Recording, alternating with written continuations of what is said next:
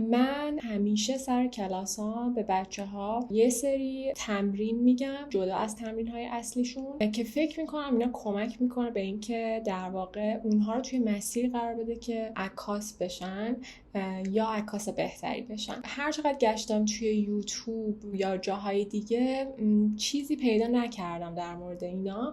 تصمیم گرفتم که خودم یه ویدیو درست کنم در موردشون. بریم که با هم این 4 تا رو یاد بگیریم.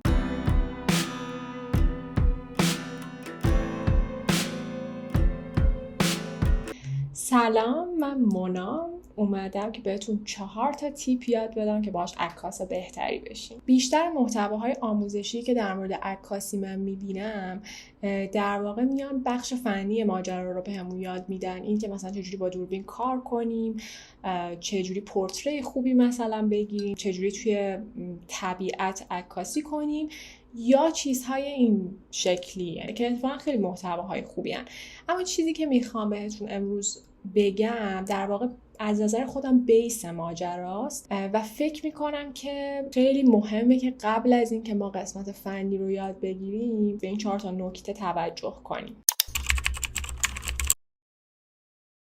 چیزی که میخوایم در موردش صحبت کنیم اول ماجرا خوب دیدنه.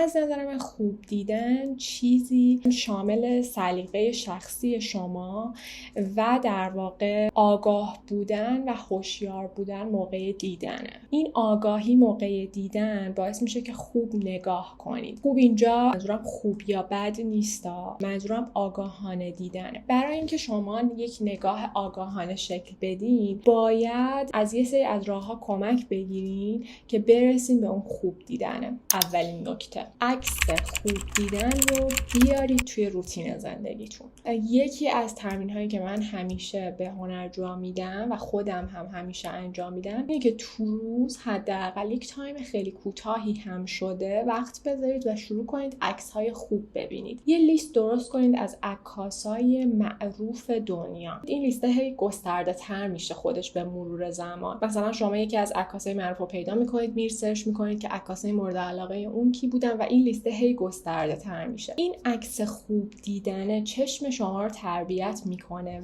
و شما رو اتفاقا به سمت سلیقه شخصی خودتون بیشتر هدایت میکنه. یعنی اون سلیقه شکل میگیره. این که وقت بذارید حتی شده قبل خواب تو تخت خواب فقط چند تا عکس ببینید خیلی مهمه. آگاهانه عکس دیدن خیلی متفاوت با اینه که شما اینستاگرامتون رو بالا پایین بکنید و همینجوری عکس ببینید. حالا هر عکسی که شده به چشماتون غذای خوب بدین تا رشد خوبی بکنه.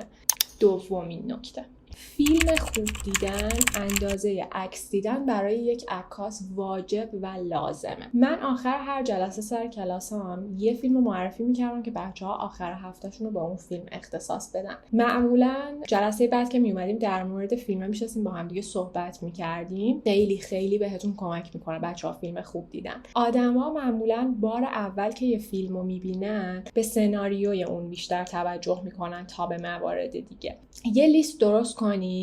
با یه سرچ ساده میتونید برسید به اینکه چه فیلمایی رو ببینید. آخر هفته ها یا اگه تو طول هفته وقت دارید فیلمای خوب رو بشینید ببینید از کارگردانای مطرح. حتی اگه فیلم تکراری هست این بار جای اینکه صرفا به سناریو توجه کنید به نور، به کادربندی فیلم بردار، به ترکیب بندی صحنه و چیزهای از این قبیل توجه بکنید. متوجه میشین این بار که چقدر این کادربندیه حتی همون نور که خیلی اتفاق مهمیه برامون تو عکاسی تأثیر میذاره و ارتباط تنگاتنگی داره با در واقع سناریوی فیلم. با استفاده از نور همونجوری که تو عکاسی خیلی از احساسات مختلف رو میتونیم منتقل بکنیم، کارگردان و نویسنده هم با استفاده از نور در واقع اون مفهوم یا اون کانسپتی که میخوان رو به ما منتقل میکنن. ما انقدر درگیر سناریوییم تو بار اول معمولا کمتر کسی توجه میکنه، صرفا اون حسه رو میگیره میگیره. پس فیلم خوب حتما ببینید.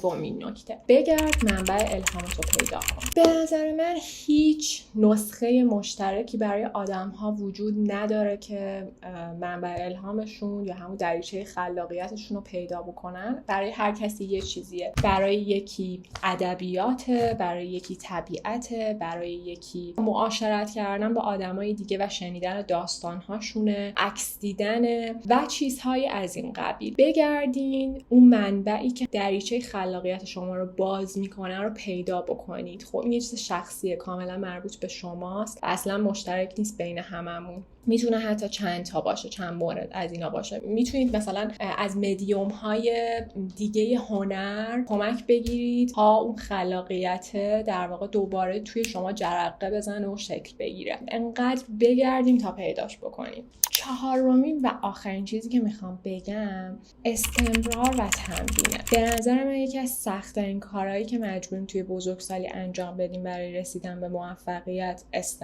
استمرار واقعا سخت حفظش توی زندگی، اما تقریبا تمام هنرمندهای موفق استمرار رو توی زندگیشون دارن. اون روتینشون رو یعنی شکل دادن. تمام مواردی که گفتم اگه بشه بخشی از روتین زندگی شما، مثلا مثل همین عکاسی کردن، همین تمرین کردنه، قطعا شما رو به یک نقطه‌ای میرسونه که خیلی بهتر از نقطه‌ایه که شما امروز وایسادی و این هیچ وقت تموم نمیشه، هیچ وقت متوقف نمیشه. یعنی هیچ نقطه‌ای نیستش که بگی اوکی من رسیدم و دیگه حل تمومه. توی برنامه‌تون سعی کنین استمرار داشته باشین. مطمئن باشین شما رو خیلی میبره بالاتر، لول اپ میکنین قشنگ با استمرار و خیلی پیشرفت میکنین توی دراز مدت. پیشنهاد میکنم عکس هایی که تمرین هایی که امروز میکنید رو با عکس هایی که مثلا پارسال گرفتین مقایسه کنید. یه آرکایو داشته باشین از تمام عکساتون. نگین عکسم بد شده، عکسم زشت شده، پاک کنید. نه، بذارید این مقایسه شکل بگیره. مقایسه بهتون کمک میکنه که عکاس بهتری بشین و همین.